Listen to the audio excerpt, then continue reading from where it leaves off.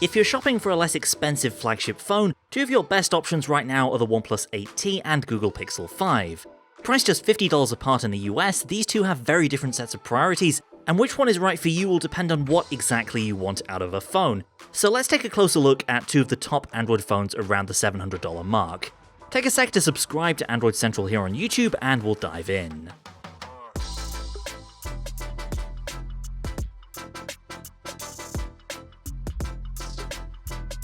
First off, there is an immense difference in physical size between these two phones. The 8T is pretty much a normal-sized Android flagship with a 6.55-inch display, not particularly huge but also not massively one-hand friendly. The Pixel 5 on the other hand is more compact, with a 6-inch panel that leads to a much smaller footprint, and as such easier to fit in a hand or pocket.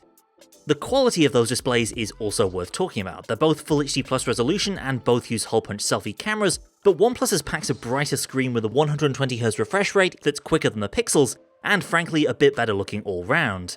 That's something you'll appreciate with everything you do on the 8T, whether it's hardcore gaming or just scrolling through Twitter.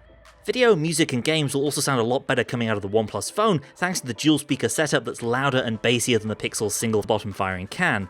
With OnePlus you also get in-screen Fingerprint, one of the fastest and best implementations of this tech that we've seen in any phone, while the Pixel sticks it out with a good old-fashioned rear-facing fingerprint scanner. Traditional capacitive sensors like this definitely have their advantages, but it also means it's more difficult to unlock the phone when it's laying flat, especially since, unlike the 8T, the Pixel has no face unlock capabilities.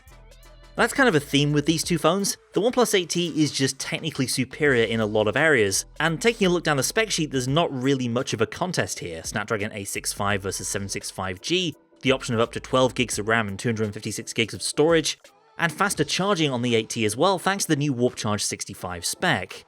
One thing the Pixel has going for it though is Qi wireless charging, an added convenience that's a big deal for me personally, but may not be for you if you haven't already invested in wireless chargers. Wireless charging is especially impressive since the Pixel also uses a metal unibody, and sure, it's coated in Google's unique bio-resin finish so it feels, well, kinda halfway between metal and plastic, but still it's a commendable achievement. The 8T has more of a traditional metal frame plus glass back finish, though the colours available here are a bit more eye-catching, and in the green OnePlus 8T I'm using here, the glass itself has been engineered to avoid the appearance of fingerprints. Before we get too far away from battery stuff though, it's worth taking stock of the actual battery life I've been getting from these two phones. While the 8T has a bigger battery on paper, 4500 mAh versus the Pixel's 4000, it also has a bigger display area and higher refresh rate to contend with, not to mention a more powerful SoC. So in reality the Pixel in fact comes out ahead in terms of longevity. This is easily a 2-day phone unless you're really pushing it. With the 8T it's more of that typical 1-day time frame with maybe around 5 hours of screen on time. That's by no means bad, especially considering you can get back to 50% charge in as little as 15 minutes with that new Warp Charger. Given that we're comparing a Snapdragon 765G to an 865, and a 120Hz screen to a 90Hz screen, well, of course if you use them side by side, everything is going to seem just a little bit quicker on the 8T. And you'll see even more of a difference if you do a lot of gaming thanks to the 8T's faster GPU. But for everyday smartphone stuff, the Pixel 5 performs perfectly well and doesn't feel like a slow phone by any means. Unless you go looking for these performance differences, they're really not going to jump out at you. A big part of why these two phones are so speedy is the software, and on both sides you're getting experiences built on the latest Android 11. Google's Pixel UI is clean, fast, and absolutely packed with Google features built around the Google Assistant, and so it's a great fit for anyone like me who's bought into Google's ecosystem.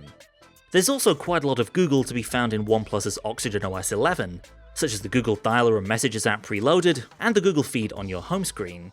But what makes Oxygen OS different, especially in the most recent version, is the focus on customization, speed, and features built in collaboration with its community.